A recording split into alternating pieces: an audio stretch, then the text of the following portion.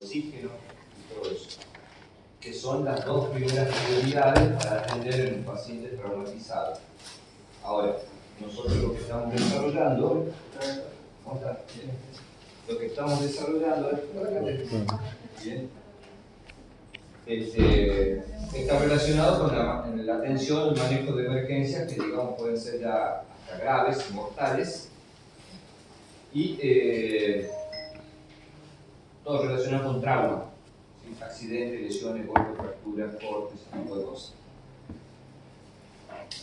En ese sentido, las dos primeras prioridades, como decía, siempre van a ser el aire, la respiración, los pulmones, la oxigenación de la sangre y demás. Y en tercer lugar, la tercera prioridad la constituye todo lo relacionado con la sangre. Antiguamente, yo tenía 11 años, tomé mi primer curso de primeros auxilios, ¿sí? En la escuela, me fueron a visitar desde la Cruz Roja y nos dieron un curso de primeros auxilios. Y ahí me gustó la idea. Y en ese entonces, hablando de muchísimo tiempo, en el siglo pasado, no es una idea, ¿sí? Era muy controversial qué era lo primero que había que hacer. Si tomar el pulso, si parar la hemorragia, si ver el estado de conciencia, si tenía dolor, si no respiraba, si no había un orden preciso. Vos agarrabas un manual, recuerden en esa época no había internet, no había nada de esto, solo tenías el conocimiento que recibías las instituciones formales y después te ibas a la biblioteca, buscabas manuales, encima no había muchos manuales. Y un manual decía una cosa, el otro manual decía otra, dependiendo de dónde venga y dependiendo de qué época sea. Entonces no había algo que estuviera estructurado, algo que estuviera estandarizado, entonces se aplicaban diversos criterios. Esa falta de estandarización generó muchos inconvenientes, pero naturalmente hizo el avance de la ciencia y logró de que por fin se pudiera establecer un criterio único que se aplicaba en todos los casos, sea mi paciente intoxicado, mordido por una víbora, se enfermó, ¿sí? Se ahogó, tuvo un paro, sufrió un accidente, no importa qué lo que haya sido, ¿sí? Por fin se establecían de manera clara cuáles eran las prioridades. Pero eso ocurrió más o menos en los años 80, 70, finales de los 70, acá en nuestro país. Y esto se dio más o menos en los años 60 en Estados Unidos. ¿Sí?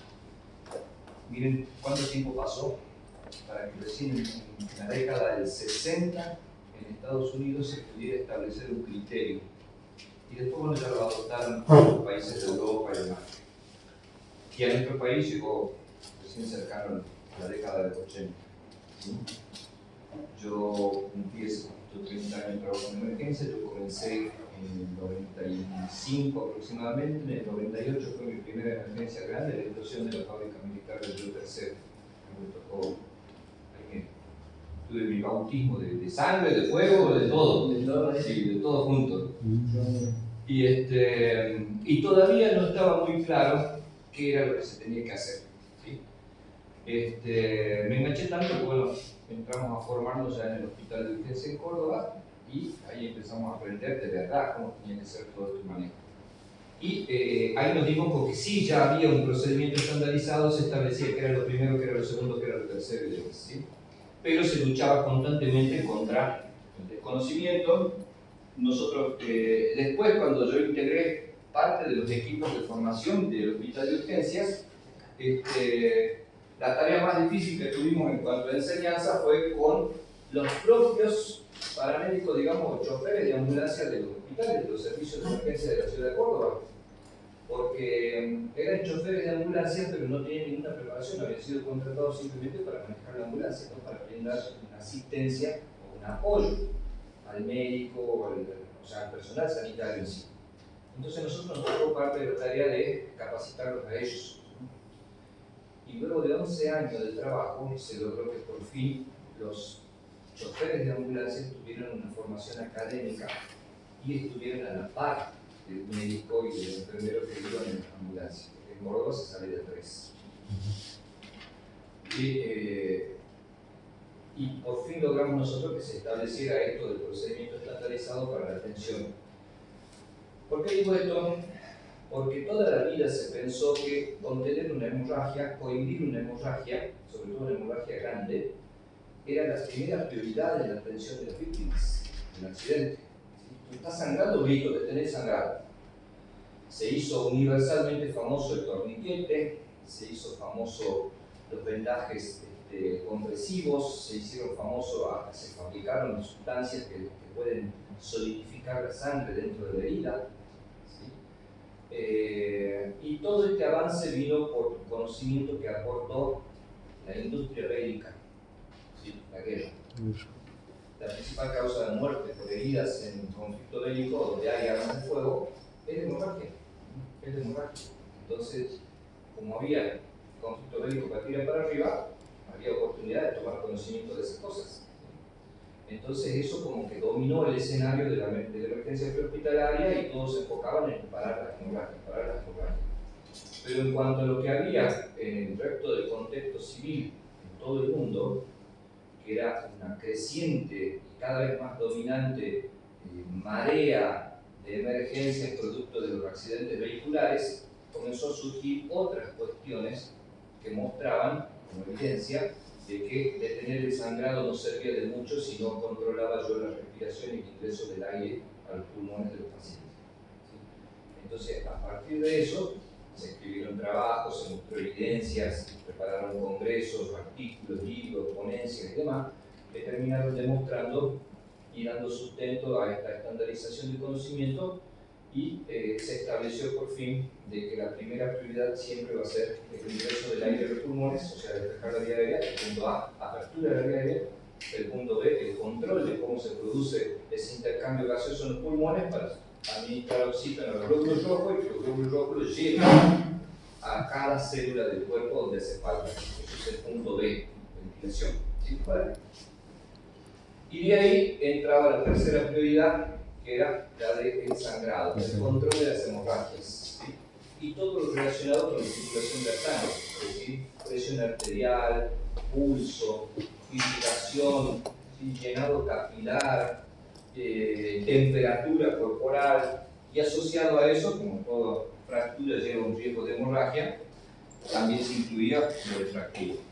Entonces, en el manejo del trauma, en general, accidentado grave, solo hay que fijarse en dos cosas, ¿sí? Que el oxígeno le llegue a cada célula del cuerpo, y eso se logra con una buena apertura de vía aérea y con un control de la ventilación, y los problemas relacionados con la sangre. Esas son las dos únicas cosas que hay que atender para salvar una vida.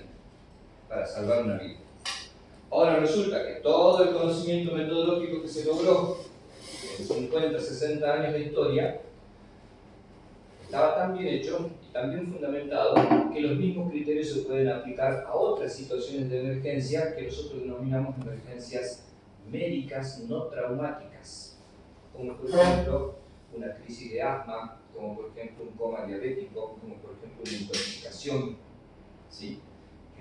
Estas son cosas que ya constituyen más bien patologías y demás, que nosotros también las vamos a ver, ¿sí? Pero es un capítulo aparte, lo más dominante es trauma para nosotros. Entonces, ahí está la prueba de lo fundamental que fue establecer este conocimiento y establecer estas prioridades, porque el ABC tuvo una trascendencia universal, ¿sí? En todos los países del mundo que tienen formación académica, obviamente para el manejo de las emergencias médicas, se aplica el ABC. En todos lados. En China, en Rusia, en Japón, en Francia, en Noruega, en todos lados. ¿Sí? Y tanta es la trascendencia que se aplica el ABC en todos los niveles del manejo del trauma. ¿Sí? Es decir, a nuestro nivel como primeros respondientes, a nivel de una guardia, de un hospital, de un shock room, de un quirófano, de una terapia intensiva y de una sala, ¿sí? De cuidado hospitalarios. En todos los niveles, en todo el mundo se aplica el ABC. ¿Sí? Y significa lo mismo. Apertura de vía aérea, ventilación, circulación y control de hemorragia. ¿Sí?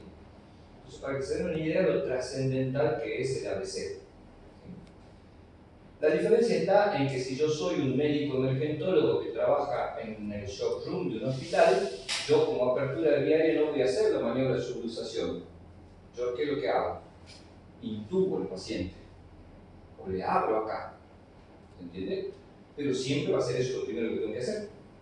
En el caso de ventilación, yo voy a colocar instrumento y voy a monitorear concentraciones de oxígeno y demás para ver cómo se está distribuyendo el oxígeno en cada célula, especialmente el cerebro.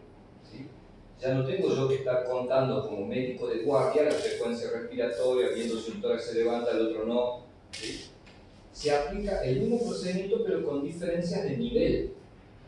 ¿Por qué? Porque tiene mayor formación y mayor acceso a los recursos. En un hospital yo puedo intubar, entonces no pierdo tiempo, intubo. ¿Entiendes? Para abrir una vía aérea. Y así. Pero sigue siendo exactamente lo mismo, sigue siendo ABC. Y va a seguir siendo por muchos años más. Por muchos años más. ¿Sí? Porque ha demostrado ser el hilo. El hilo. Lo que va a cambiar de ahora en adelante va a ser el acceso que tengan los primeros respondientes a mayor conocimiento y a mayor instrumentalización. ¿Sí? Cuando yo tomé el primer curso de primer auxilio, no existía un AMBU, no existía un desfibrilador externo, ¿sí? No existía un oxímetro de pulso, no existía una cánula de mayo. ¿Sí? En el ámbito hospitalario, en el quirófano sí. ¿Sí?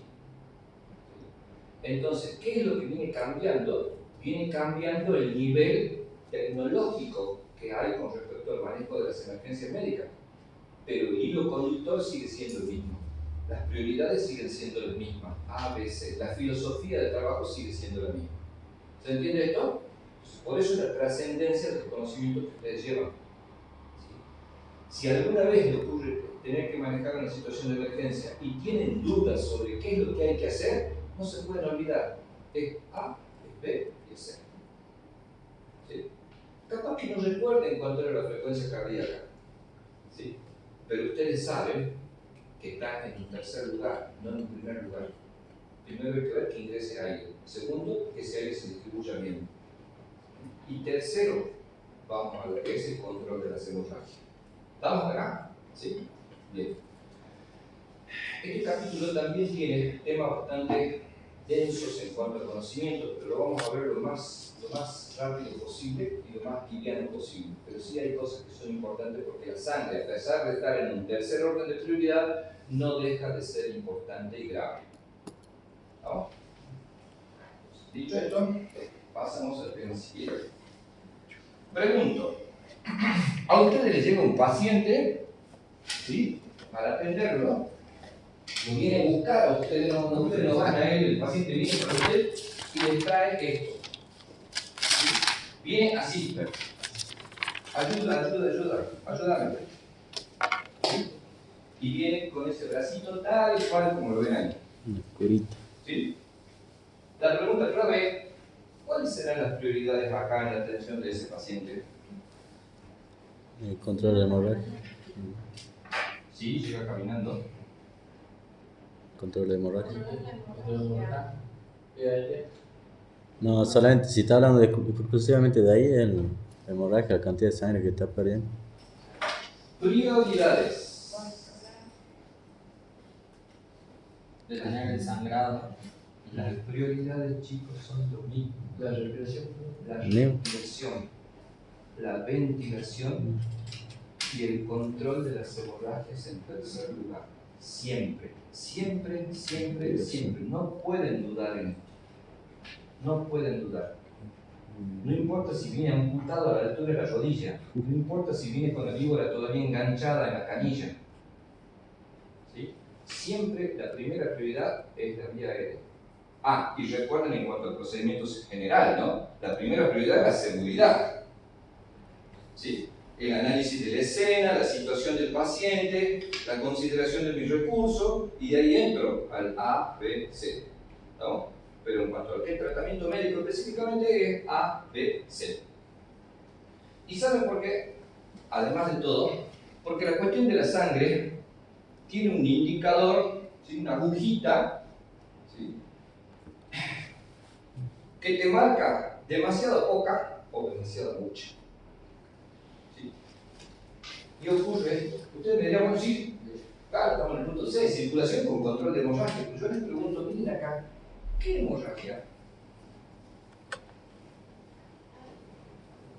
un corte grave ese?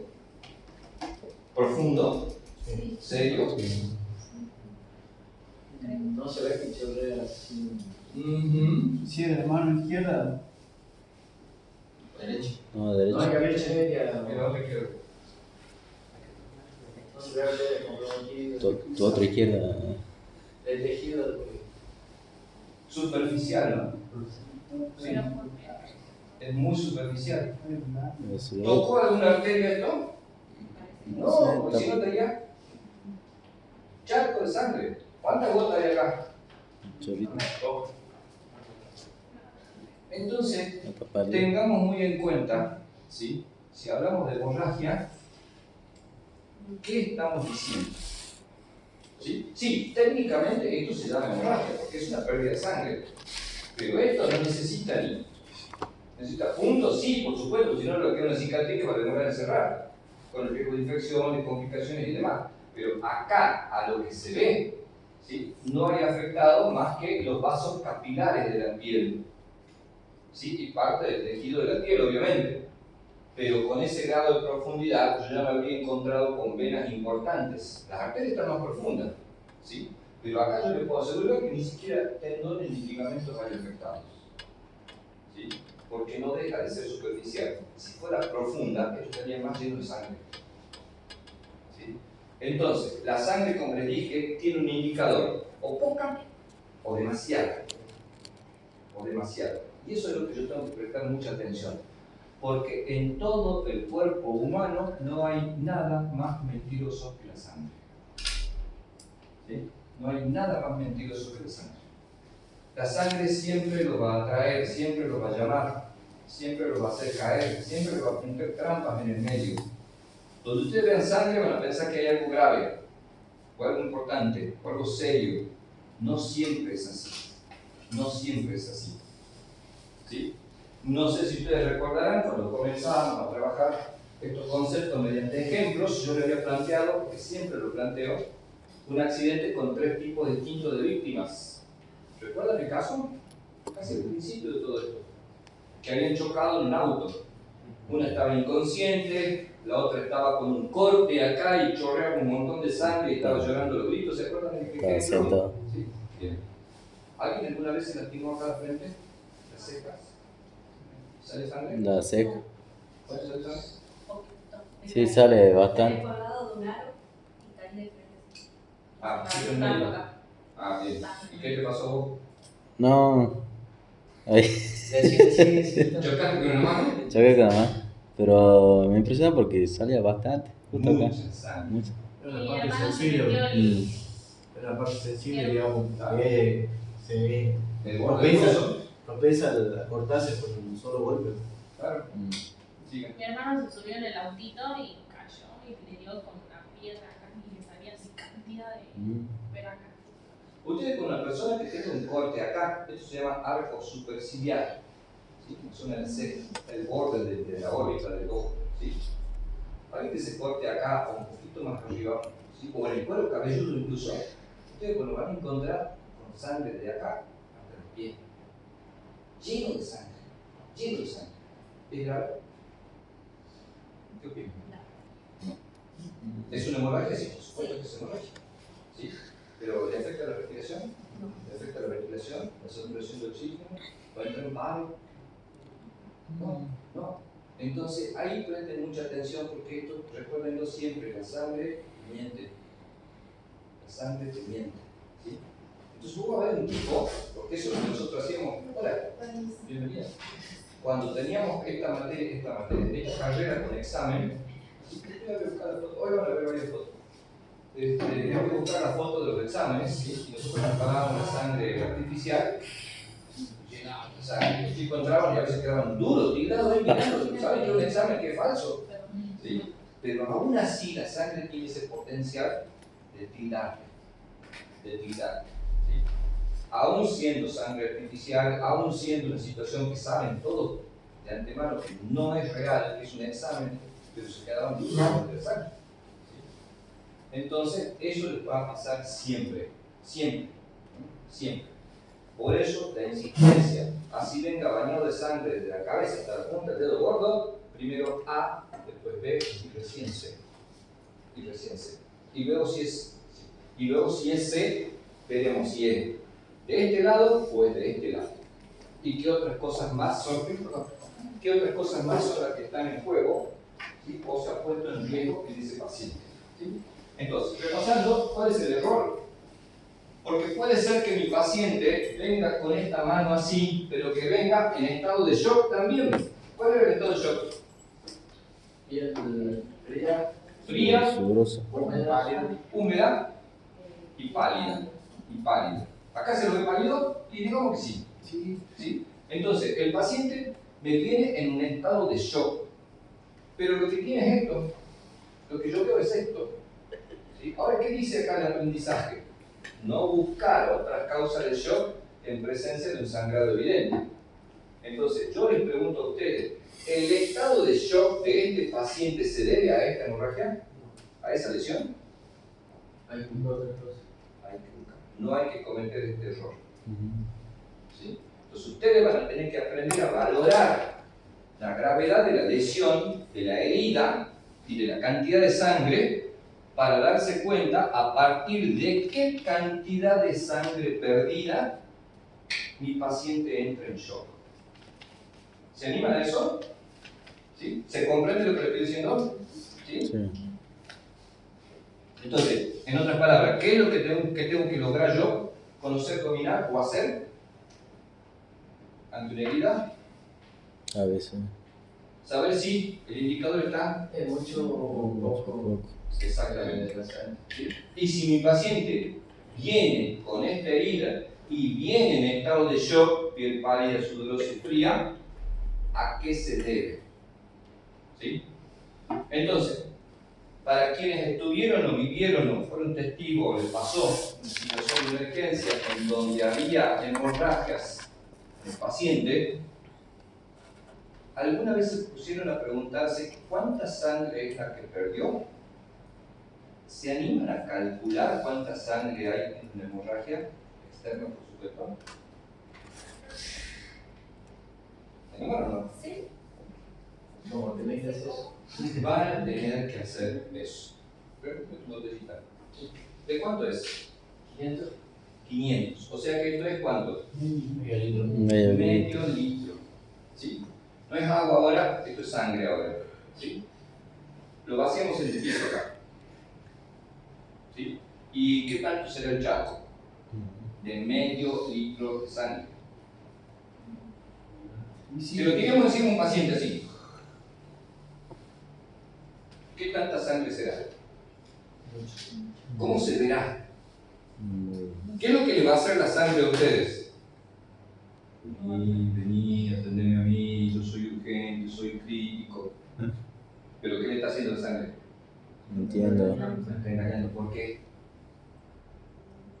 ¿Medio litro de pérdida de sangre es grave? No. No. No, pero ¿cómo se lo ve? Espantoso. Espantoso se lo ve. ¿Sí? Ustedes van a llegar y van a quedar duros ahí, víctimas de la sangre. ¿Se entiende esto? Sí. Entonces tienen que poder evaluar qué cantidad de sangre perdió mi paciente. Una cosa es, bueno, hay muchos, ¿sí? A lo que me refiero es, una cosa es la pérdida de sangre externa, ¿sí? Y otra la pérdida de sangre interna, que no la voy a ver, que voy a tener indicios, pero no la voy a ver a la sangre, ¿sí? Empecemos con la externa, hemorragia exterior. Una cosa es ver la sangre dentro de la botella, otra cosa es verla acá en el piso, otra cosa es verla arriba de un paciente, otra cosa es verla tirada en el pasto, otra cosa es la campera de jean con corderito adentro, con medio litro de sangre adentro. ¿Se entiende?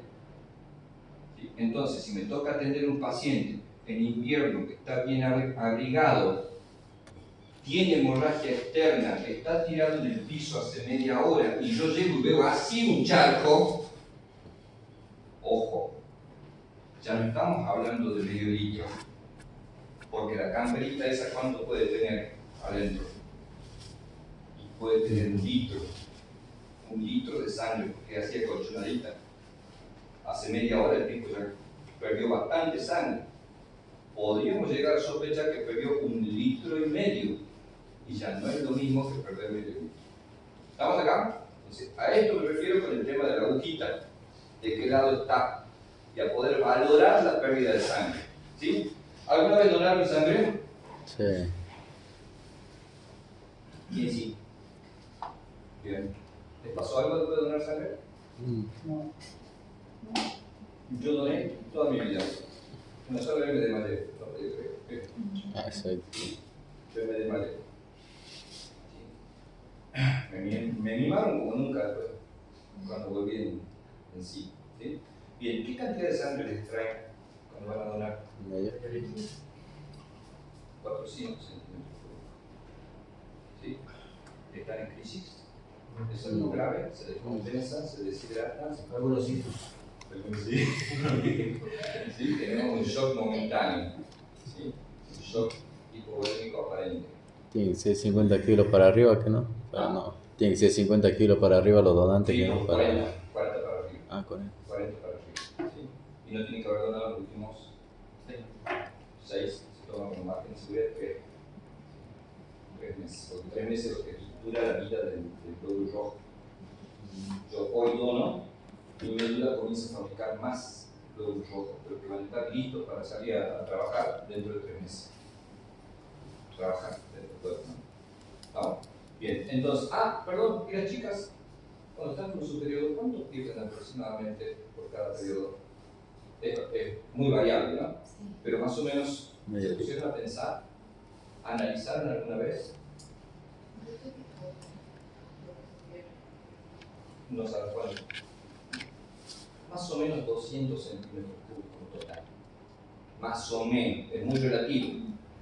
Hay mujeres que tienen mayor periodo, o sea, mayor pérdida de sangre. ¿Sí? ¿Y qué les pasa?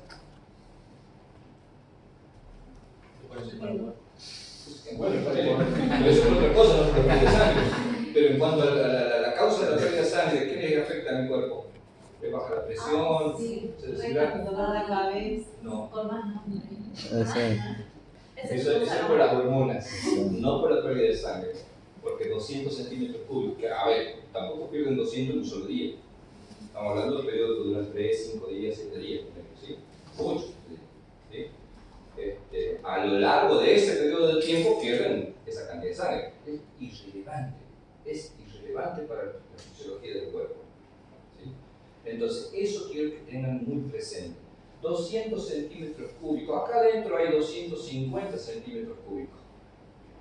¿Sí? La mitad de esa botella. ¿Sí? Entonces, todo esto perdido de sangre es irrelevante para una persona. Irrelevante. ¿Sí? En cuanto a los efectos, en cuanto al riesgo para su salud. No sé si se le acabó el agua o se trancó. Se le acabó el agua. Bien. Entonces, el punto A tenía 3 consignas. Abrirle la boca, observar la posición de la lengua, despejarla y retirar los objetos extraños que podía encontrar dentro de la boca de mi paciente. ¿Se acuerdan de eso? Las 3 consignas del punto A. ¿Cuándo podía pasar yo al punto B? Cuando veía que se había liberado la vía aérea y el pecho comenzaba a moverse porque entraba aire. ¿Sí? Entonces pasaba al punto B. En el punto B tenía 6 consignas que tenía que evaluar: frecuencia respiratoria y calidad, simetría bilateral. ¿Sí? ¿Qué más tenía que evaluar? Las crepitaciones, los objetos impalados, la deformidad del tórax. ¿Sí? ¿Qué más tenía que evaluar? Y el color de la piel, casi como un último indicador, digamos. ¿Sí? La oximetría del pulso. Todas esas cosas tenían que evaluar el punto B. ¿Cómo confirmaba yo que mi paciente del B estaba bien para poder pasar al punto C? ¿Cuál era la pauta de que él estaba bien en el A y bien en el B? ¿Cuál era el indicador que me permitía a mí ingresar al punto C? ¿Se acuerdan?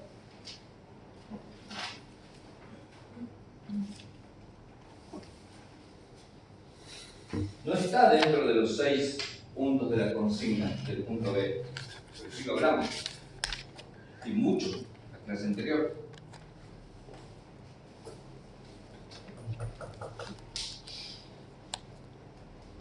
De la chica que estaba en la foto, ¿se acuerdan o no? Estamos por ahí.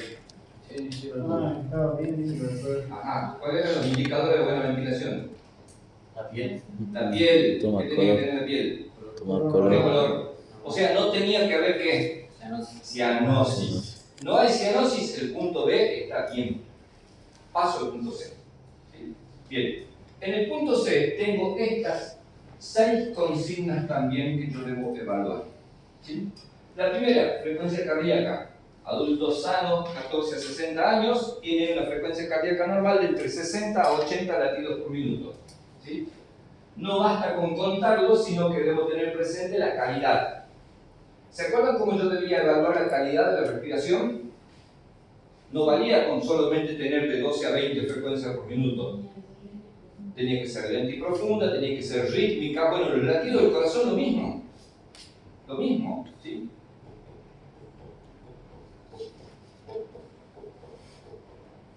¿Vamos? No que me haga... No, eso está mal. Capaz que si lo cuento son 60, pero la calidad es pésima. ¿Vamos? Entonces, eso es lo que yo debo evaluar. Nosotros comenzamos estas clases de primeros auxilios aprendiendo a tomar el pulso. ¿Se acuerdan? ¿Sí? Y que algunos lo sentían despacito, otros lo sentían más fuerte. Eso es lo que hay que evaluar la calidad. Bien, hemorragias, si están presentes o no. Y yo voy a tener que poder distinguir, porque hasta esta altura ustedes ya saben diagnosticar si el paciente tiene hemorragias internas. ¿Sí? Las hemorragias externas son fáciles. Todo el mundo se da cuenta cuando hay una hemorragia externa, ¿no es cierto? Porque sale la sangre fuera del cuerpo. El asunto es cómo me doy cuenta yo que tiene hemorragias internas.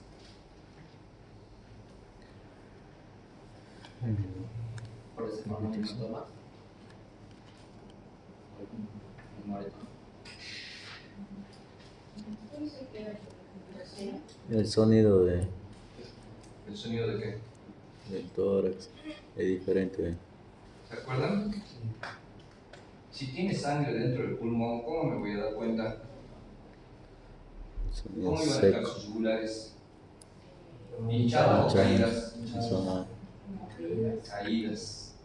Vamos, ¿cómo iba a estar su piel? ¿Cómo iban a estar sus labios? Si tiene todo un pulmón inundado con sangre, ¿cuánto entraba de sangre dentro de un pulmón? 3,5 litros. ¿Es una hemorragia grave 3,5 litros? Sí. Sí, grave. ¿Mortal? Sí, por supuesto. ¿Cómo me doy cuenta que la hemorragia está dentro acá? Los yugulares, la piel, la percusión. ¿Se entiende esto? ¿Sí? Si su cerebro está invadido por sangre adentro del cráneo, ¿cómo estará esa persona? Consciente, hablando con ustedes bien, mantiene el equilibrio, mira. No, va a estar inconsciente. Además de otras cositas que la vamos a ver más adelante. Pero voy a lo siguiente, chicos, ustedes ya tienen el conocimiento para darse cuenta si el paciente tiene hemorragias internas o no. ¿Sí? ¿Estamos acá?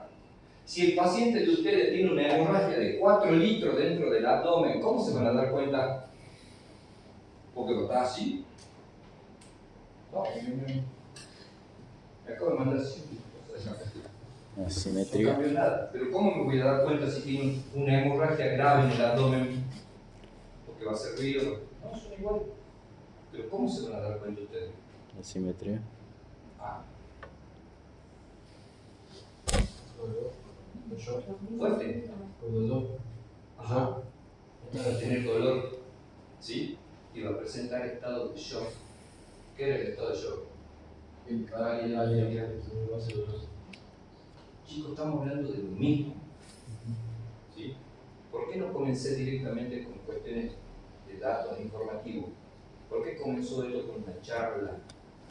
Porque necesito recuperarlos a ustedes y que empiecen a hilvanar los conocimientos que ya los fueron adquiriendo, pero sueltitos.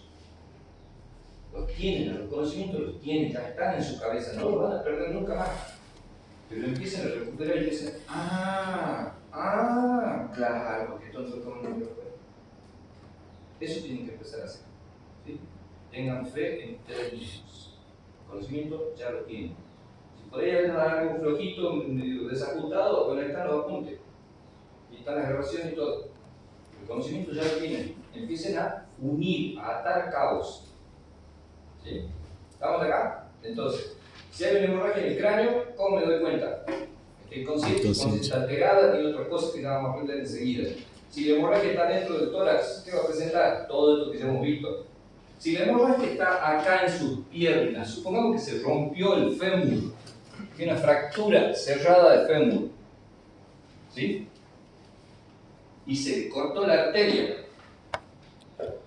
¿Cómo me doy cuenta que tiene una hemorragia interna en el fémur por rotura de la arteria femoral? ¿Cómo está esa pierna? Inflamada. ¿Mm? Inflamada. Morada. ¡Pum! Así, llena, hinchada. ¿Y se van a dar cuenta o no? Que yo un día caiga con la pierna así, con el pantalón bien lleno, ¿sí? Hinchado todo. Y este otro, blanquito nomás.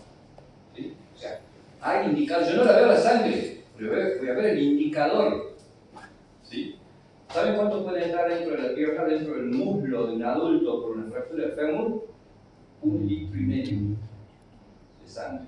1,5 litros. ¿Es importante? Sí, es importante ya 1,5 litros.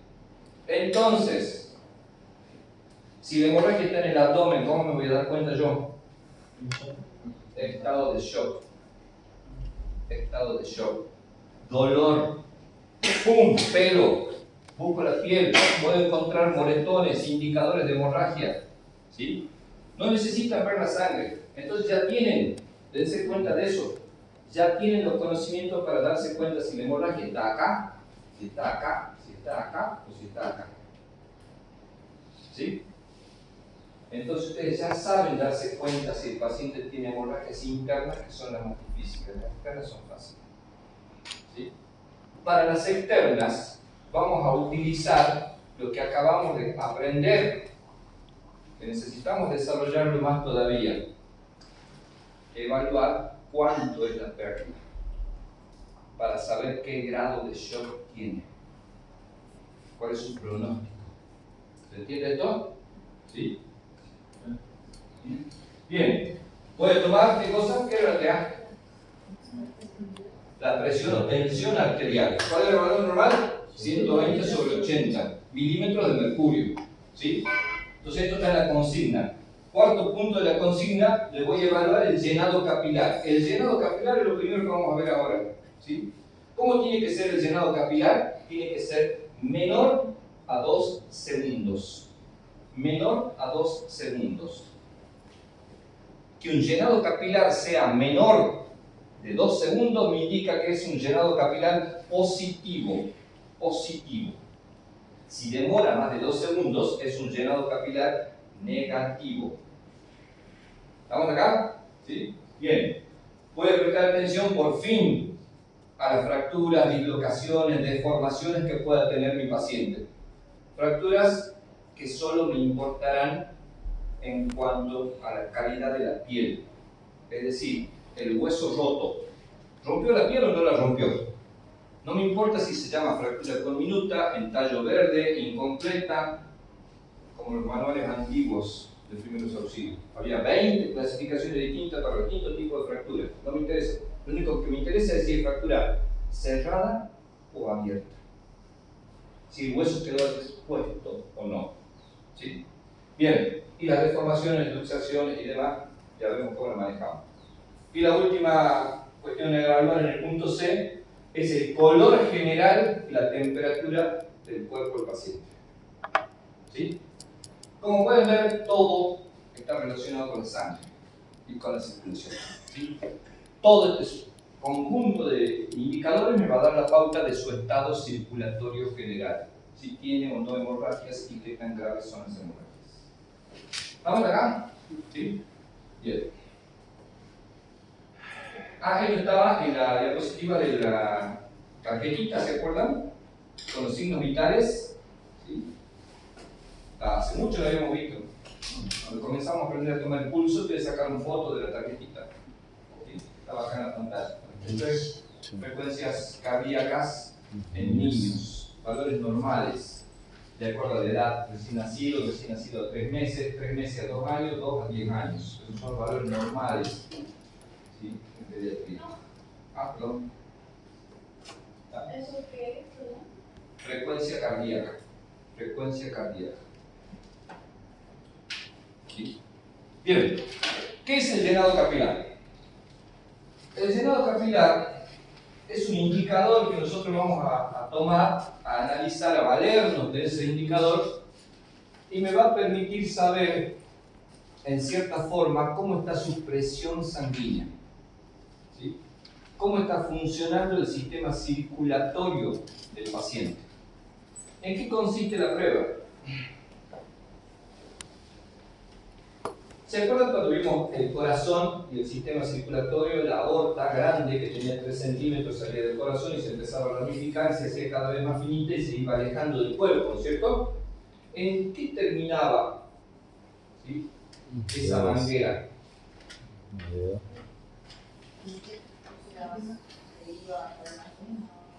Claro, pero antes de pasar a llamarse vena.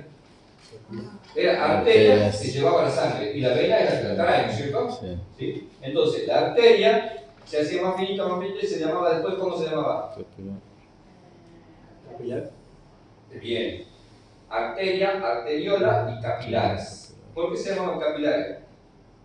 Era muy finita. Muy finita, tanto como un cabello. En el capilar sanguíneo, ¿qué tenían que hacer los glóbulos rojos para poder atravesar un capilar? ¿Podían ir todo en torrente? No. No, ¿qué tenían que hacer? De uno.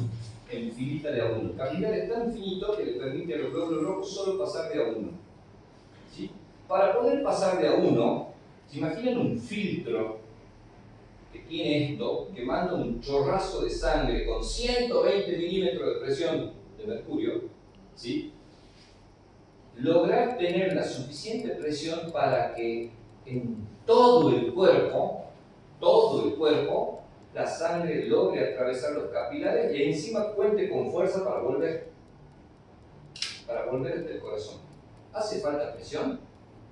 Sí. ¿Qué tanto? Mucha presión. ¿Sí? Porque mandar un torrente sanguíneo por una manguera de 3 centímetros, ¿sí? Y que al cabo de 1,5 metros logre atravesar algo como un cabello, ¡wow! Es fabuloso que pueda hacer eso. Y encima volver, tener fuerza para volver. ¿Estamos de acá? Bien. La prueba de llenado capilar consiste en exprimir los capilares de ciertas partes del cuerpo, exprimirlos, vaciarlos, vaciar el capilar y medir cuánto tiempo demora en volverse a llenar. Por eso se llama llenado capilar. ¿Sí? Bien. Observan los capilares de mis labios. ¿Sí? ¿Alcanzan a observar los capilares de mis uñas? Sí. ¿Qué color tienen? ¿Sí? Los capilares de la esclerótida de los ojos, las rayitas. ¿Sí? Pues todos son capilares, son lugares donde yo puedo ver los capilares sanguíneos. ¿Sí? Bien. ¿Qué es lo que van a hacer? Exprimir los capilares. ¿Qué capilares? Dedo. Basta con apretarle, por ejemplo, el dedo gordo, porque los lechos de las uñas también son capilares. ¿Quién más tiene la uña pintada? Bien. Por suerte, para aquellas que tienen las huaquetas, porque también he visto agarrar la uña pintada, no acá. ¿Sí? Se van a tomar otros capilares, como por ejemplo los capilares del lóbulo de la oreja. ¿Sí? Del lóbulo de la oreja. ¿Sí? Este es el lóbulo, este es el pabellón auricular, el oído está dentro. ¿Estamos? El lóbulo es lo que cuelga acá. ¿Sí? Entonces, se comprime y se exprime el capilar. ¿Durante cuánto tiempo? Para que no se lo olviden más. Se lo exprime durante 2 segundos y se mide cuánto demora en llenarse. ¿Cuánto tiene que demorar? Menos 2 segundos. Menos de 2 segundos. Entonces, miren acá. Primero miren. ¿Sí? 0, 1, 2. 0, 1, 2. Ya tiene que estar rosado de nuevo. No puedo hacerlo en las uñas. Voy a tomar el lóbulo de la oreja. 0, 1, 2. 0, 1, 2. Tiene que estar lleno de nuevo. tiene las uñas pintadas. ¿Sí? Tiene la oreja llena de aros. ¿A dónde me voy?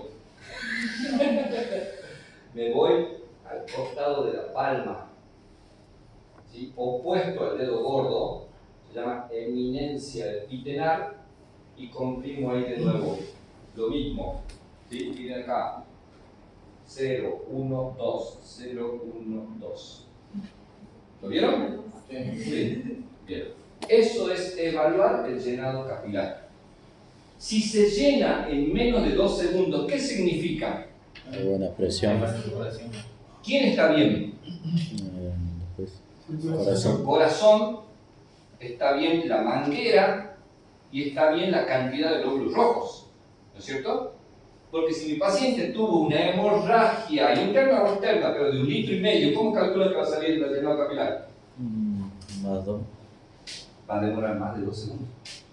¿No? Supongamos que no tuvo ninguna hemorragia, pero no ha desayunado y son las 3 de la tarde encima, no desayunó y no comió.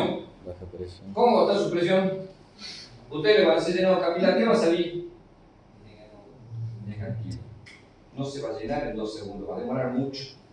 ¿Se entiende esto? ¿Sí? Pues ese es un indicador.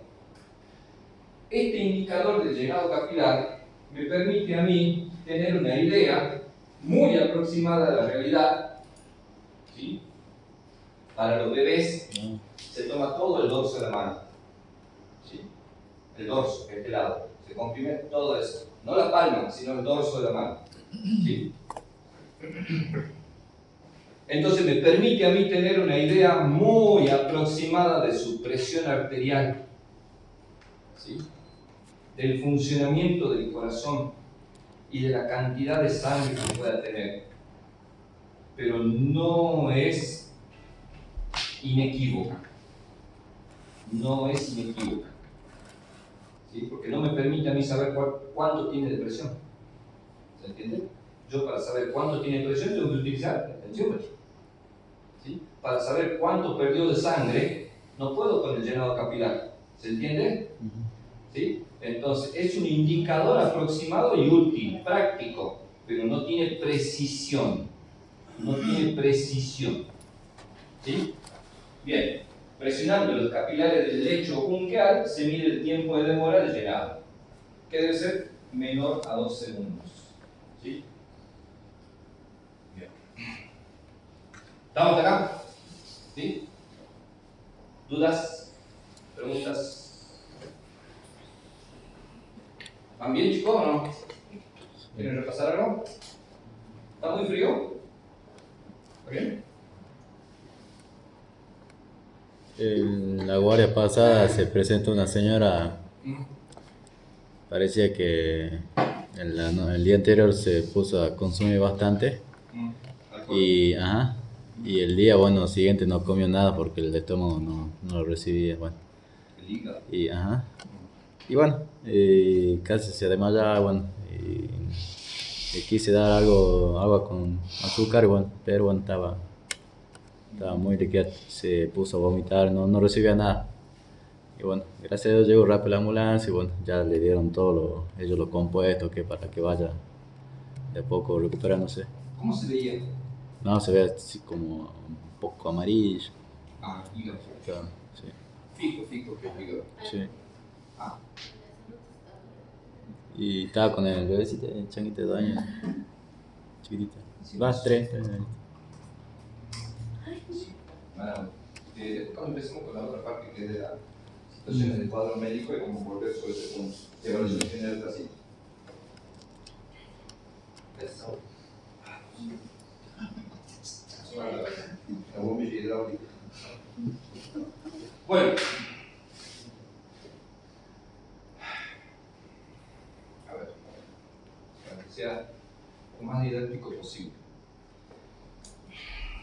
Para tomar la presión, yo utilizo un tensiómetro, ¿no es cierto? ¿Quién sabe tomar la presión con tensiómetro? ¿Nadie? Eso es lo que vamos a hacer en el taller. ¿Sí? En parte práctica. ¿Cuánto tiempo creen que se demora en tomar la presión? Segundos. Con tensiómetro. Minutos, colocarlo. Nadie toma la presión en menos de 5 minutos.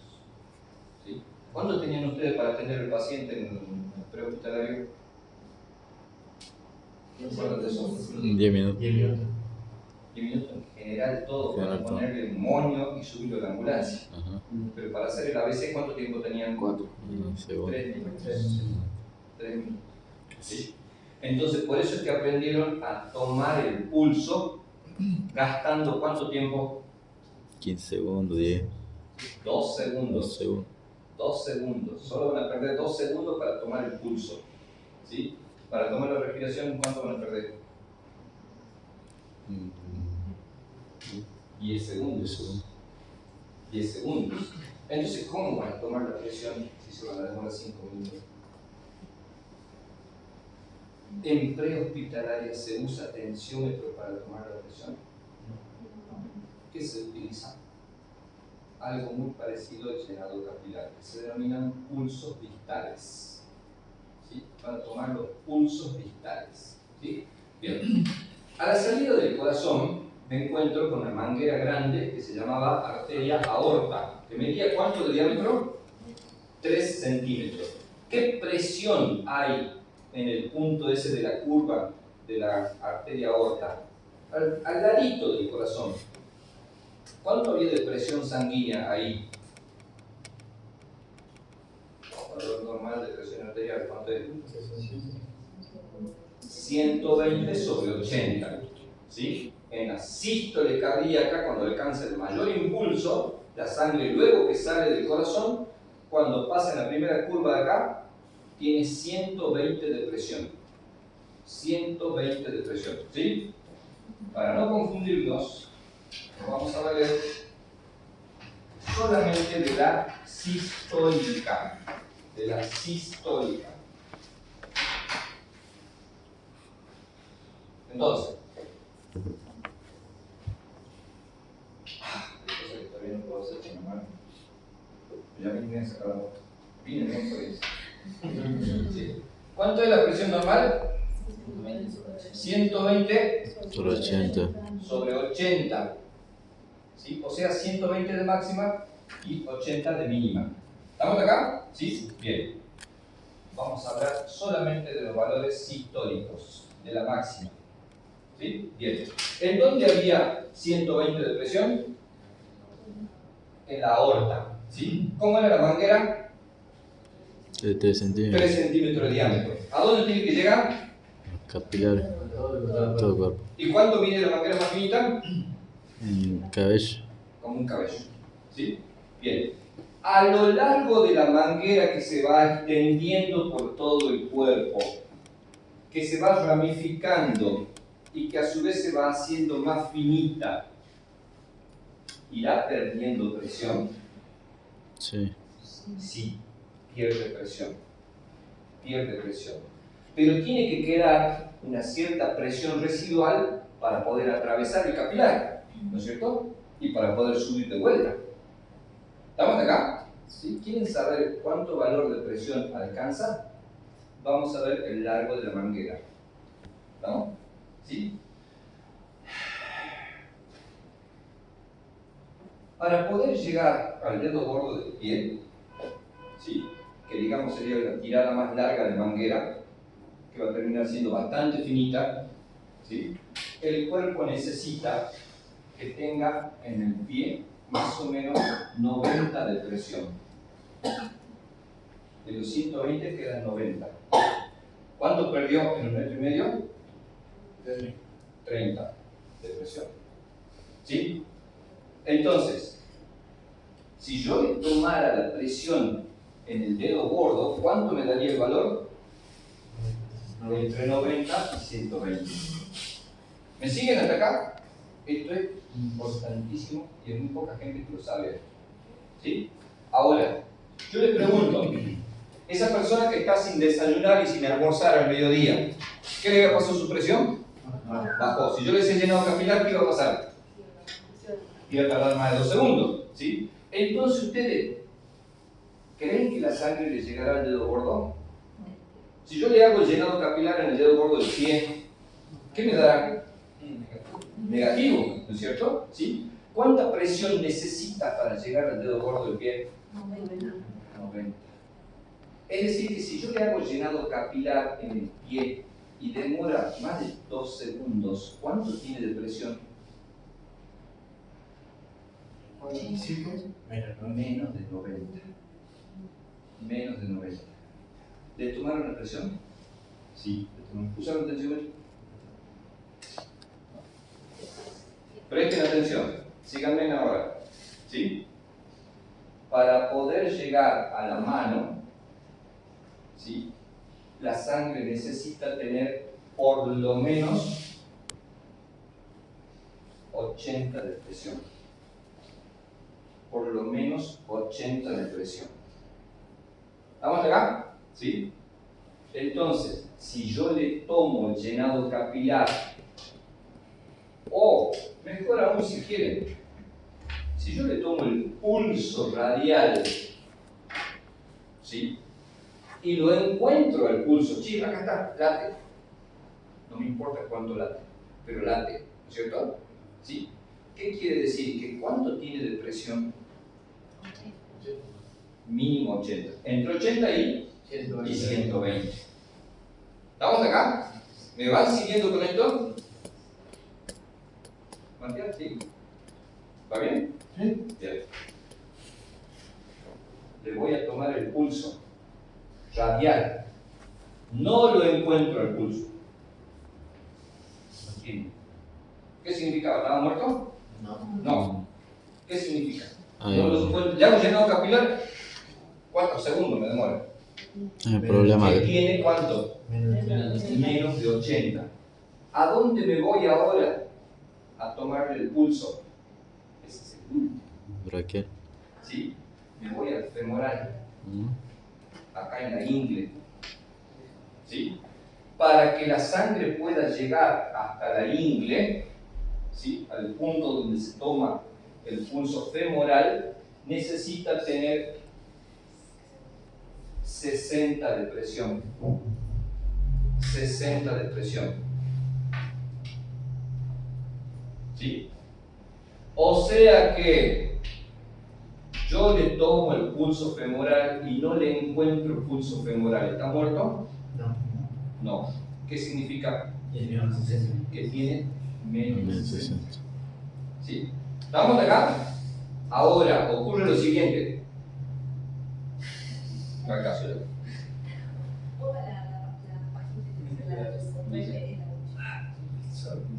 Tiene capilar de acá adentro. Hago más presión. Tomo el pulso, supuestamente del corazón, 120, ¿sí? Me voy al pie, lo tiene. Entonces tiene más de 90. Para confirmar me voy al radial, tiene pulso radial. Pero me voy al femoral y no lo encuentro al pulso. ¿Cuánto tiene de presión? Menos 60.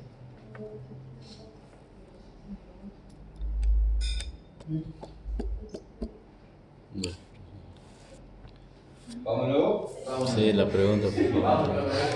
Mi paciente tiene pulso radial. La sangre llega a la muñeca, ¿sí? Pero no le llega a la ingle. ¿Cuánto tiene de presión? 70. Entre 60 y 80. ¿Se dan cuenta de esto? ¿Sí? Bien. ¿Cuál es el último pulso que pierde el cuerpo? Raquel. ¿Cómo se llama? Carotidio. ¿Sí? ¿Cuánto necesita para llegar al carotidio? Sí. Acá. Para llegar al pulso carotidio necesita entre 40 y 50. ¿Sí? ¿Estamos acá? Entonces, ¿qué pasa si mi paciente no tiene pulso carotidio? ¿Está muerto? Pues sí. Cualquier momento. Cualquier momento. ¿Qué significa que no tenga pulso carotidio? ¿Está muerto o no? No. ¿Qué significa? Que tiene menos de cuánto? Menos de 40. Menos de 40. no significa que está muerto. ¿Comprenden ahora la diferencia? ¿Sí? Ustedes hasta acá habían aprendido que si no tiene pulso acá,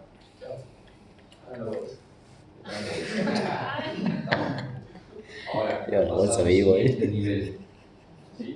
Si no tiene pulso carotídeo, solo significa que tiene menos de 40 de presión. Sí, que está grave, sí, por supuesto que está grave, pero no significa que murió. ¿Sí? ¿Qué presión sanguínea tiene un cadáver? Menos de Menos de 40. Cero. No hay actividad, no hay tensión arterial. ¿Se entiende? Entonces, entre 0 y 40, ¿cuántos valores hay? ¿40? ¿Está vivo o no? Puede estar vivo. ¿Sí? Es más, se detiene el corazón. 0 presión arterial. ¿Está muerto? Un trámite. RCP. ¿Cuándo muere una persona? Después de 7 minutos. Desde que se detuvo el corazón, ya no le llega oxígeno al cerebro. ¿Está muerto? ¿Cuánto vivía en esta sin oxígeno? Para muerte cerebro.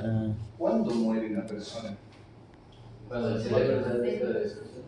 Después lo... ¿Cuándo deja de funcionar? Cuando está oxígeno. En 4 minutos. Después de la circulación. Aunque este no lata, a esta le quedan 4 minutos. La muerte es un proceso. Es un proceso. ¿Sí? ¿Qué pasa luego de 4 minutos sin oxígeno? ¿Muere? No muere. En el ámbito acuático hay personas que estuvieron ahogadas o sumergidas debajo del agua 15, 20, 25, 30 minutos y volvieron a la vida. ¿Sabían eso o no? No. Hay algún caso. Hay algunos casos. O sea que esto estuvo sin oxígeno. ¿Cuánto tiempo? Media hora. Hay un bebé en Formosa que estuvo 45 minutos sin latido y estaba dentro de la cámara frigorífica y volvió a vivir. ¿Saben lo que eso significa? ¿Sí? La muerte es un proceso. La muerte no se llega a la muerte en paro cardíaco. ¿Sí? No se llega a la muerte luego de 4 minutos sin oxígeno.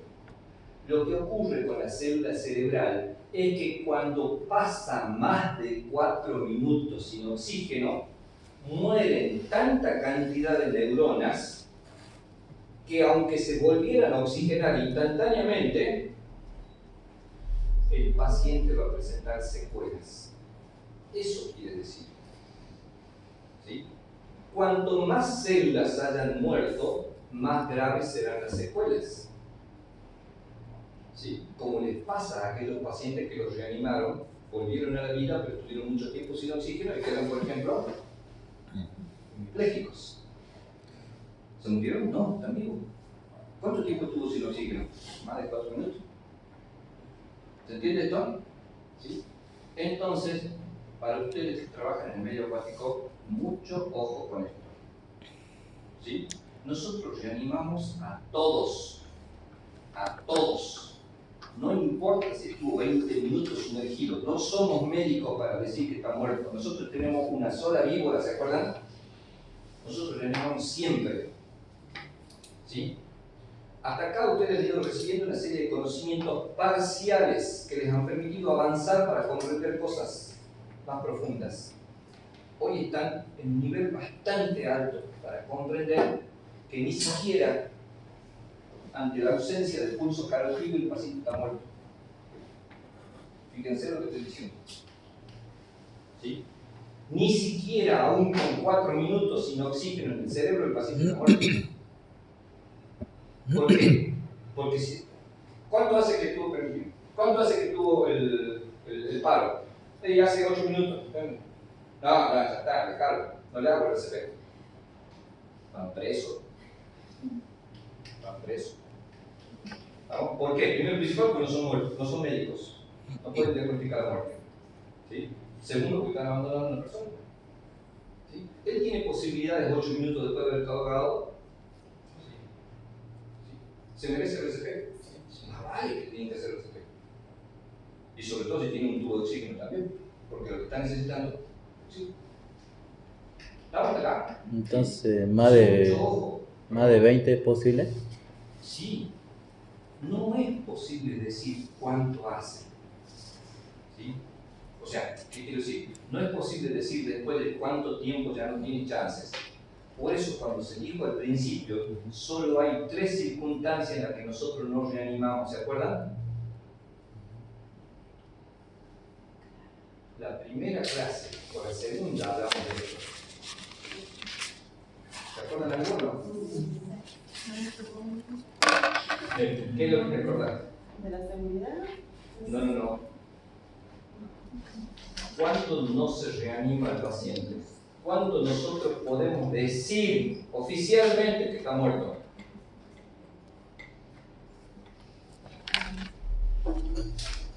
Si le falta la cabeza, o sea, decapitación. ¿Sí? No se reanima. Paciente decapitado no se reanima. Ojo chico, no quiere decir que la cabeza esté separada del cuerpo. Puede estar unida al cuerpo, pero seccionada la médula, a eso se refiere. ¿No? Eso es decapitado, aunque la piel esté sana. Decapitado no es el que le pasaron el cuchillo. ¿Estamos acá? ¿Sí? Bien. Primera condición para no reanimar, paciente decapitado. Segunda condición para no reanimar. ¿Cuál era? Paciente con rigor mortis. ¿Sí? Paciente duro. ¿Sí? ¿Cómo se llama? Rigor mortis. En latín. Paciente que ya está duro. ¿Sí? Muerto. Rigor mortis. Tercera condición para no reanimar, paciente frío. Frío. Que no tiene temperatura. ¿Sí? Pero ahí entra otra condición. Porque si está en hipotermia, está frío. Te van a tomar el pulso, no va a tener pulso. ¿Sí? Pero se merece reanimar, sí. El truco es que primero hay que calentarlo. Primero hay que calentarlo. Porque lo más probable es que la parada cardíaca sea consecuencia de la hipotermia. ¿Sí? Entonces, no se hace el RCP a las personas que se las encuentran en hipotermia. ¿Sí? Primero hay que calentarlo. ¿No? Después le recibe. Y después el RCP. Si no regresa el pulso espontáneamente. Porque puede ser que yo lo caliente y vuelve el pulso natural. Vuelve el pulso natural. Es como si fuera que se congeló y se ignoró el acta. Exacto. La cantidad de conocimiento que hay. ¿Se dan cuenta, chicos, la cantidad de conocimiento que están manejando el bebé? ¿Sí? Como vos decías, ya me siento guardavidas, chicos, ya son guardavidas. ¿Sí? Ya son guardavidas, ya son casi paramédicos. ¿No? Empiecen a hilvanar lo que ya saben nada más. Y empodérense porque el conocimiento lo tienen. Lo tienen. ¿Estamos? ¿Seguimos con esto? Bien, saquen fotos. Ahí tienen los valores y los pulsos distales. ¿Sí? Que es lo que anotamos en el pizarrón.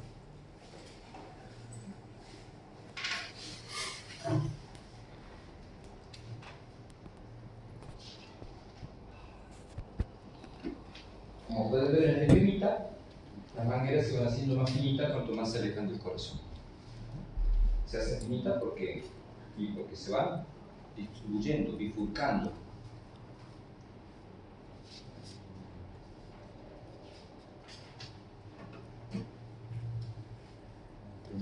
Entonces nosotros, recapitulando, cuando tomamos el pulso, vamos a evaluar 2 y quizás 3 cosas.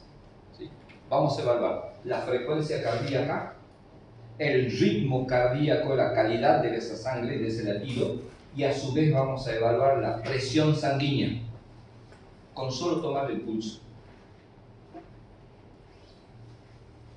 Porque tiene que ver de en dónde lo encuentro el pulso. Si no lo encuentro acá, lo busco más allá. Y así. Bueno, profe, frecuencia cardíaca, el otro ritmo. El ritmo, la calidad del latido, del pulso, y también van a valorar su presión arterial por solo tomarle el pulso. ¿Sí?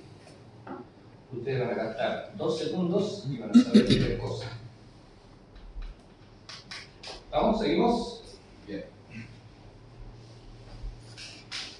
¿Cómo estamos en tiempo? ¿Hoy tienen notación? Sí.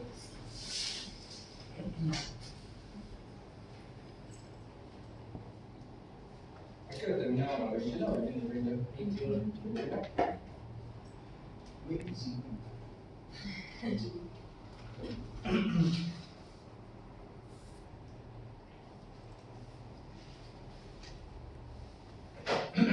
Bien. Acá tienen los valores de cantidad de sangre que se pierde. ¿Sí? Este era hemotórax unilateral. ¿Sí? 3 litros, 3 litros y medio más o menos.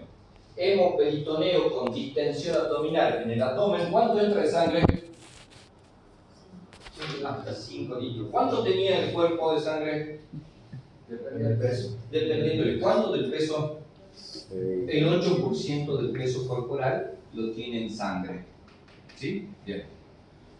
Una fractura de pelvis. La pelvis es el hueso de la cadera. Esto. ¿Estamos? Tiene la siguiente característica. Acá atrás está unida la columna vertebral. Es decir, que la cadera es así. Podemos interpretarla así. Tengo una derecha y una izquierda. ¿Sí? Y acá adelante tiene estas cositas que es lo que yo me toco acá. Las crestas ilíacas. Envuelve la cadera. ¿Sí? Los órganos del abdomen. La cadera se puede romper aquí o se puede romper acá, en la unión con la columna. ¿Sí? ¿Cuál de las dos es la más grave? La de la columna, porque por ahí va pegada la arteria. ¿Qué arteria? La abdominal, la que baja la aorta. ¿Qué hizo esto? Viene por acá. ¿Sí? Y es tan grande y gruesa como la femoral. ¿Sí? Porque todavía no se bifurcó en dos. Es un solo tronco, que es la aorta abdominal. ¿Sí? La fractura de cadera que lastima la aorta abdominal puede provocar esta cantidad de sangre. ¿Sí?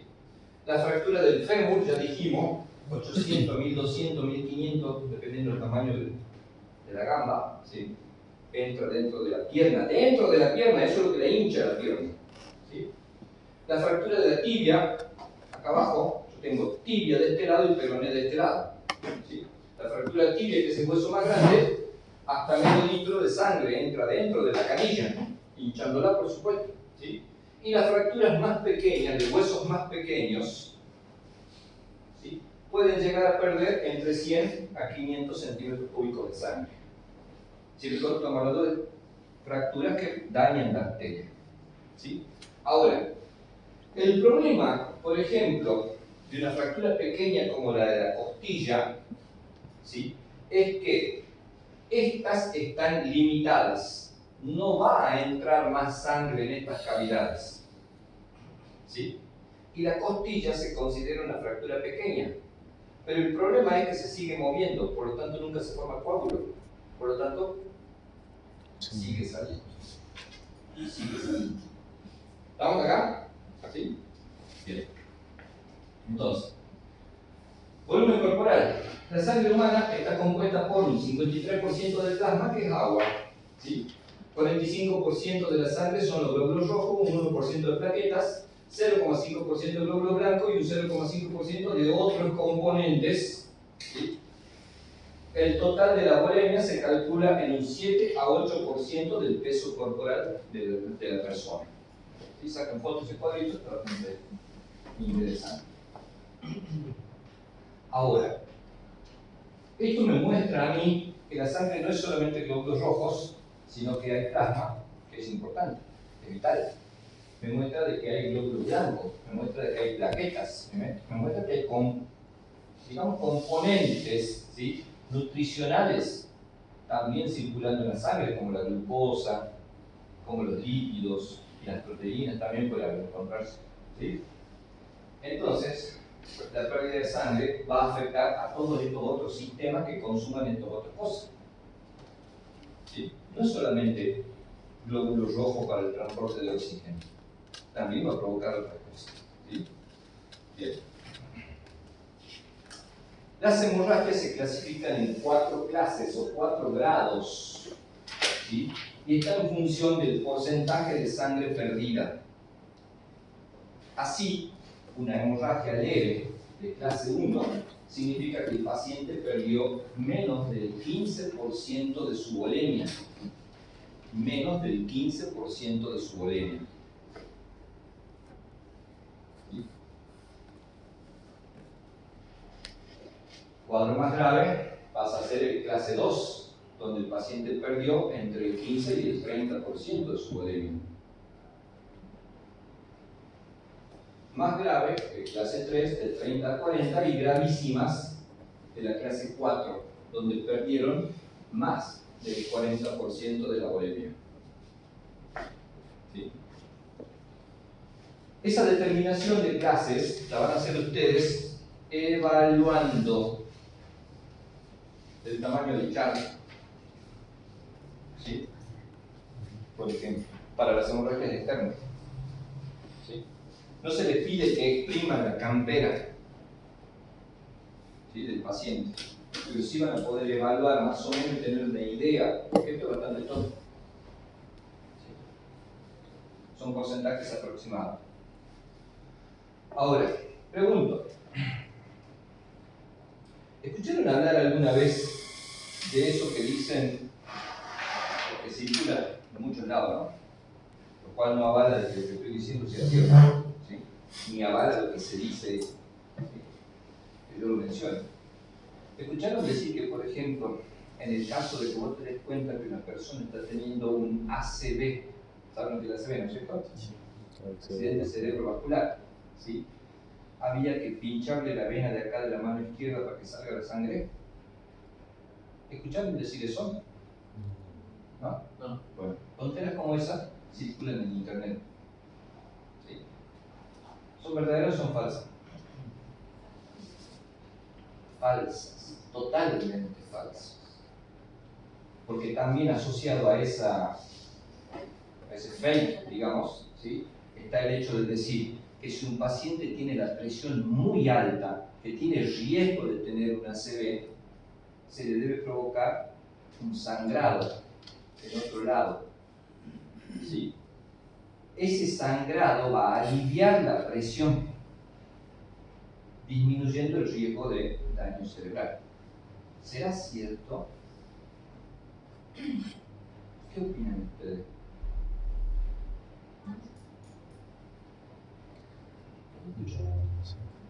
Lo que sí vi es del alguno que tiene inflamada la frente, le pinchan y sale. Claro, porque hay un hematoma. Es lo mismo cuando yo me machuco el dedo, me quedo todo morado acá, ¿sí? Me hago un agujerito en la uña, ¿y qué va a salir? Toda la sangre seca esa o coagulada, y eso me alivia el dolor. Ah, no, lo mencionaba porque era para aliviar el estrés, no sé qué. Sí, era también, bien. está relacionado con lo que te estoy diciendo. Ah, Pero yo les pregunto, ¿sí?, si yo tengo un paciente que tiene una crisis hipertensiva, que tiene riesgo de tener una ACV, eso es real, ¿sí? Porque si tiene la presión muy alta, tiene riesgo de tener una ACV. ¿Sí? Pero con pincharle la vena de acá y que salga un poco de sangre, ¿le va a bajar la presión arterial?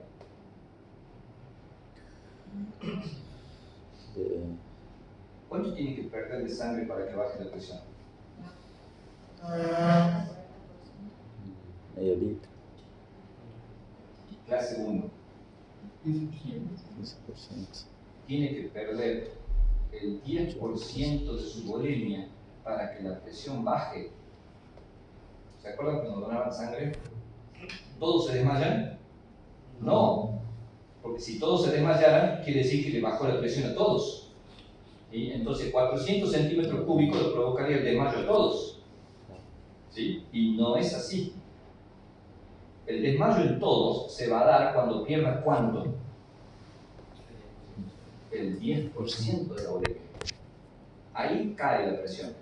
¿Sí? Entonces, si yo quisiera detener un hipotético ACV en curso y yo le pinchara acá, ¿cuánto tiene que salir de sangre? ¿Y cuánto sería el 10% en un adulto? Casi 1 litro de sangre. ¿Y cuánto sería 1 litro de sangre en un charco? ¿Sí? ¿Se entiende esto? ¿Sí? Entonces los TikTok y todas esas cosas que andan dando vueltas por internet, ustedes lo van a someter a este filtro. Ustedes van a empezar a razonar, porque los conocimientos y los fundamentos ya lo tienen. Solo voy a lograr un descenso significativo de la presión, ¿sí?, cuando el paciente pierda un 10% de su volemia. ¿Estamos? ¿Sí?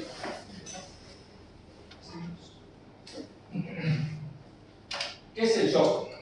El shock, como lo conocemos hasta acá, era una cosa que sabíamos que era grave, que se presentaba con 3 indicadores, que era piel pálida, sudorosa y fría. ¿Sí? El shock tiene varias definiciones. Entre ellas, una dice que es, en el año 1852 ya estaba definido el estado de shock como un cambio brusco en la maquinaria de la vida. No me dice fisiológicamente, no me dice nada, no me sirve esta definición. ¿Sí? Es más útil decir que el shock es el estado anterior a la muerte. Para ahí sí voy a tener una idea de que es algo jodido. ¿Sí? La definición de shock significa deterioro de la perfusión sanguínea a nivel de la célula.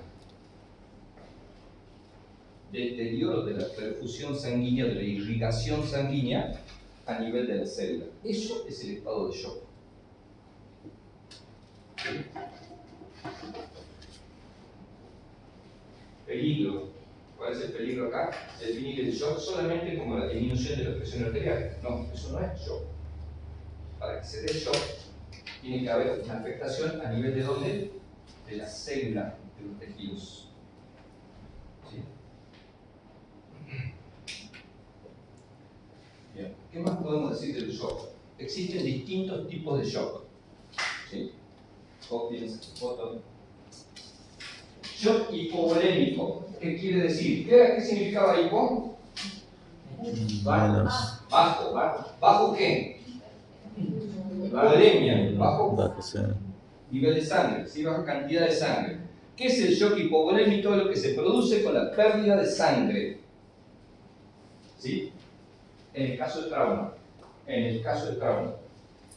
Un bebé con salmonela que se va en diarrea también entra en shock hipovolémico, pero no perdió sangre. Porque acá no dice hipoemético, sino hipovolumen. ¿Estamos? O sea que si yo entro en deshidratación extrema, voy a entrar en ¿qué shock? Hipovolémico. ¿Sí? Pérdida de líquido, por sudor, por diarrea, por vómitos. ¿Sí? Yo puedo entrar en deshidratación. Bien, el siguiente estado de shock se denomina neurogénico. El paciente presenta el estado de shock de la tríada que ya conocen, piel pálida, sudorosa y fría, cuando por ejemplo se le corta la médula espinal. El paciente te presenta el estado de shock. Ese shock se denomina shock neurogénico. ¿Sí? Luego viene el shock cardiogénico. El otro nombre común del shock cardiogénico se llama paro cardíaco. ¿Sí? El PC o paro cardíaco es el shock cardiogénico, generado por el corazón.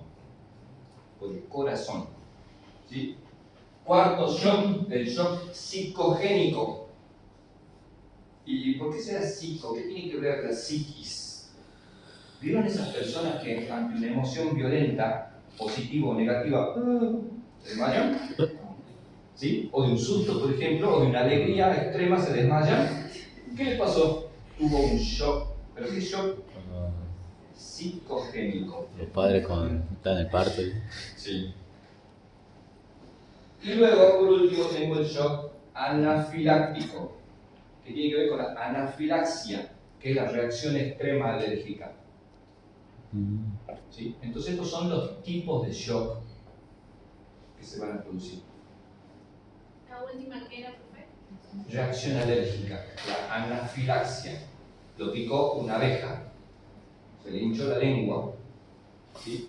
Se llenó de ampollita y de roncha en todo el cuerpo, y le pica todo el cuerpo. Comienza a hacer un shock anafiláctico. Tenemos que inyectarle adrenalina. ¿Sí? Bien, entonces estos son los nombres de los tipos distintos de shock. Recuerden que no siempre estamos hablando de pérdida de sangre, ¿no? No siempre estamos hablando de pérdida de sangre. ¿Sí? Bien. Hemorragia, como componente causal de un shock, por ejemplo, ¿sí? Se denomina la pérdida de sangre circulante. Pérdida de sangre circulante. Eso es la hemorragia. La volemia normal en los adultos es del 7 al 8% del peso corporal y en los niños es mayor, del 8 al 9% del peso corporal, porque proporcionalmente, ¿sí?, son distintos los niños.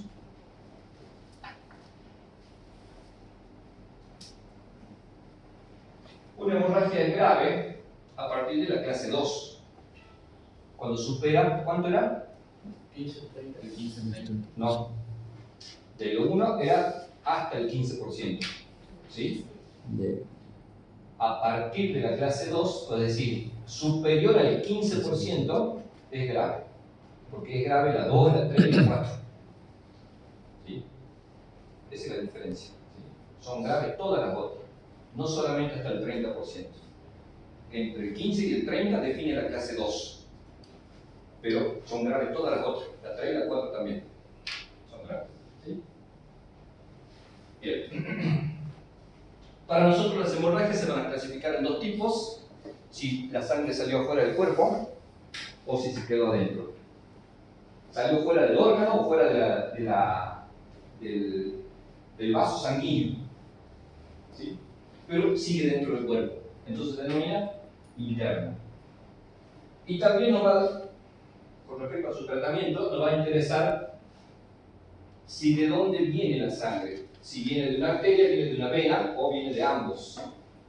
Como en el caso, por ejemplo, de una amputación. ¿Sí? Se le cortó una parte del cuerpo, obviamente va a tener pérdida de sangre de la arteria y de la vena que corresponden. ¿Sí? O también se denomina mixta a la hemorragia que yo tengo con un raspón. Entonces yo me caigo, me rameo por el piso, ¿sí?, y me saco toda la piel del codo y del antebrazo. ¿Sí?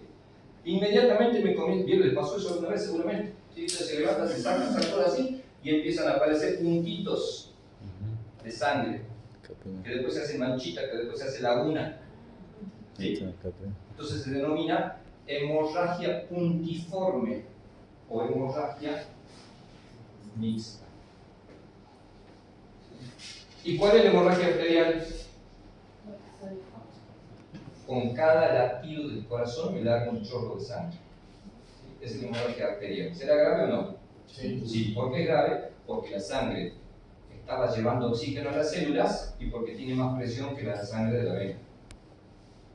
Entonces va a perder más cantidad. ¿Estamos hasta acá?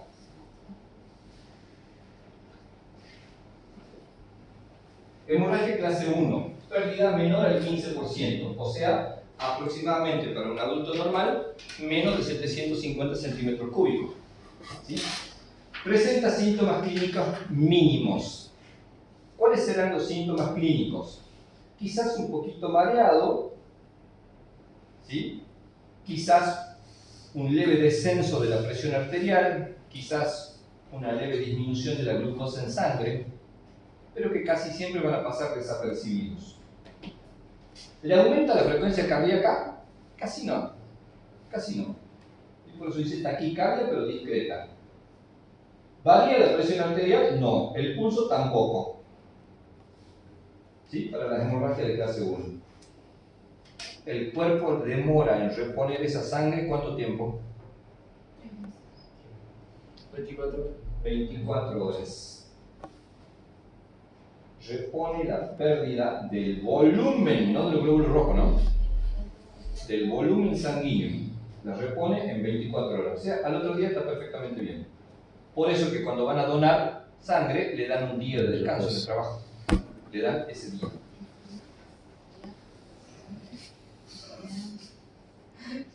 Vamos a la clase 2.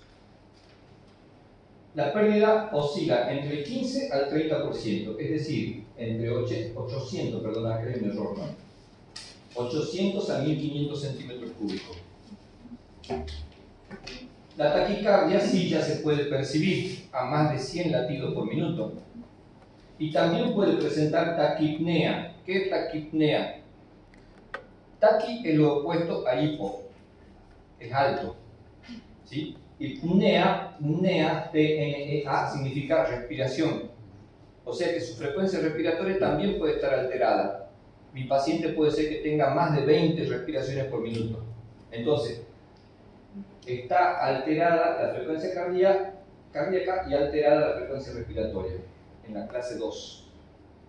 El paciente va a presentar disminución de la presión de pulso.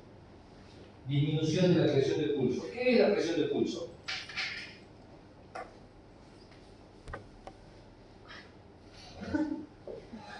¿Me cansó? La presión de pulso. ¿Se acuerdan que hablábamos de la manguerita esa? Que con cada latido, ¿se acuerdan cuando vimos, ya le digo ya hace tiempo, la definición del pulso? ¿Qué era pulso? Todos me decían el latido del corazón y yo le expliqué la manguera esa que se hinchaba con el bolo de sangre y ese bolo iba pasando. Y cuando yo tomaba el pulso tenía que contar cuántos bolos pasaban. Bueno, el tamaño de ese bolo es lo que se denomina presión de pulso. Presión de pulso. ¿Sí? ¿Qué más va a tener el paciente? Va a estar ansioso, alterado, excitado. Y su llenado capilar va a ser negativo. ¿Sí? Entonces, presenta llenado capilar negativo solamente de clase 2 para arriba. ¿Sí? Más de 800 centímetros cúbicos de pérdida de sangre. ¿Vamos bien hasta acá? Esto simplemente es tener información que luego vamos a aplicar.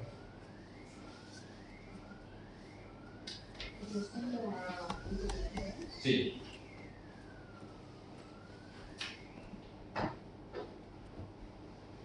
Clase 3. La pérdida es del 30 al 40% del volumen sanguíneo. Puede llegar a los 2 litros. Ya hay taquicardia, que es mayor a 120 latidos por minuto. También hay aumento de la frecuencia respiratoria. Acá comienza a caer la presión arterial. ¿Sí? Comienza a bajar la presión arterial. El paciente ya se presenta confuso, alterado, es decir, medio ido. ¿Sí? Y el llenado capilar muy lento, muy lento.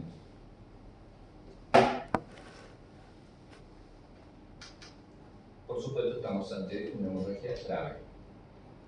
¿Sí? Y la otra, la peor de todas, la clase 4, la más grave de todas, pierde más de 2 litros de sangre. Se denomina exsanguinante, es una hemorragia masiva. Tiene más de 120 latidos por minuto y hay una caída de la presión de pulso. Caída de la presión de pulso significa que puede ser que yo no lo sienta al pulso. Su corazón late, taquicardia, pero el pulso ya no lo puedo percibir porque no alcanza a llenar la manguerita. ¿Sí? Y ahora ya tengo una caída grave de la presión arterial. Caída grave. ¿Sí? En estos casos, por ejemplo, ¿cómo van a estar sus arterias? ¿Cómo van a estar sus venas? ¿Sí? Entonces, ¿se imaginan? ¿Alguna vez llevaron a la abuela o al abuelo que le pongan un suero porque estaba deshidratado y no le encontraban la vena? ¿Y cómo hacen? Pinchan aquí, pinchan allá, pinchan allá, porque no la encuentran. Sí. Bien, este paciente tampoco le van a encontrar la vena y necesitan meterle ¿qué? Sangre, líquido, fluido, medicamento, pero no le encuentran la vena. ¿Sí? ¿Cómo se hace? ¿Se canaliza el paciente o se aplica inyección intraósea? ¿Sí? Se clava una aguja dentro del hueso, ¿sí? Para directamente inyectar todo ese fluido dentro de la médula del hueso y de ahí va a pasar a la sangre sólida. Son Son tan extremos esos casos. ¿Sí? Bien, y obviamente tengo piel pálida, fría, pero la sudoración ahora se denomina sudoración viscosa y la palidez es con livideces. Livideces, ¿qué significa? No tengo fotos para mostrárselos a eso. Acá vamos a parar y vamos a ver unas cuantas fotos, pero no tengo fotos de eso. ¿Sí? Todos saben reconocer cuando el paciente está pálido, ¿no es cierto? Cuando la piel está pálida. ¿Sí? Obviamente también se van a dar cuenta si esa piel, además de pálida, está húmeda y está fría. Ese es el estado de shock. Los tres indicadores del estado de shock: piel pálida, fría y húmeda. ¿Estamos?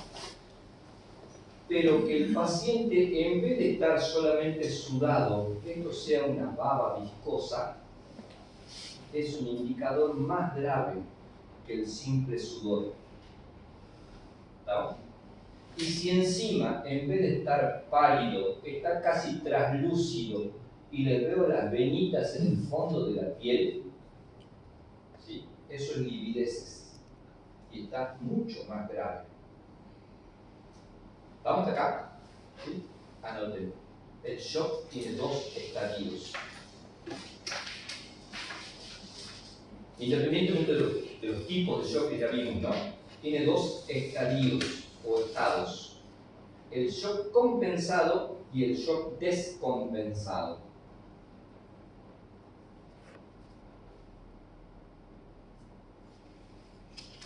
Al lado donde dice shock compensado, 2 puntos. Piel pálida, fría, sudorosa.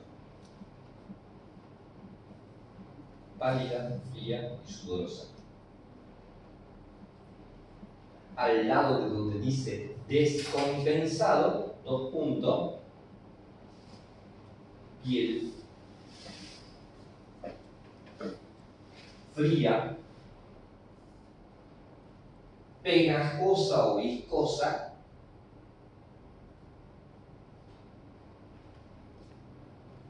y con livideces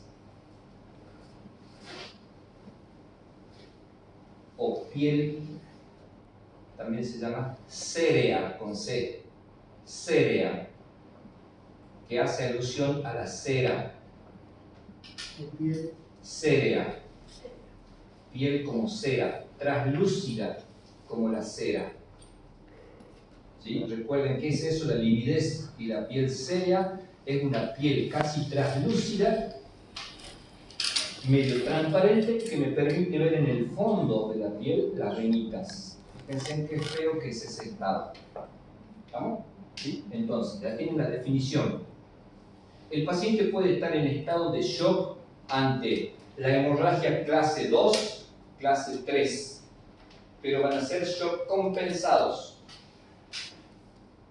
Cuando ya entra en clase 4, que es la grave, que es la exsanguinante, hay todas estas cosas, el paciente ya está en shock descompensado. Descompensado. ¿Sí? Ahí ya no se puede hacer nada. En el ámbito prehospitalario nosotros no podemos hacer nada. ¿Sí? Para nosotros el shock compensado, anoten también, ¿sí? El shock compensado es reversible. Reversible. Le meto oxígeno, detengo el sangrado, si me autorizan le pongo suero, pero el shock descompensado para nosotros es irreversible. No lo podemos revertir.